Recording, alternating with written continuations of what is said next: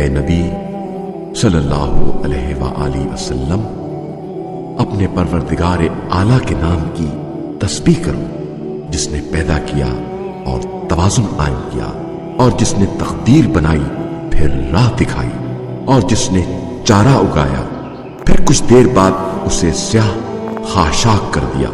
عنقریب ہم آپ صلی اللہ علیہ وآلہ وسلم کو پڑھائیں گے، پھر آپ صلی اللہ علیہ وآلہ وسلم نہیں بھولیں گے، مگر جو اللہ چاہے وہ ظاہر اور پوشیدہ باتوں کو یقیناً جانتا ہے، اور ہم آپ صلی اللہ علیہ وآلہ وسلم کے لیے آسان طریقہ فراہم کریں گے، بس جہاں نصیحت مفید ہو نصیحت کرتے رہو۔ جو شخص خوف رکھتا ہے وہ جلد نصیحت قبول کرتا ہے، اور بدبخت اس سے گریز کرتا ہے۔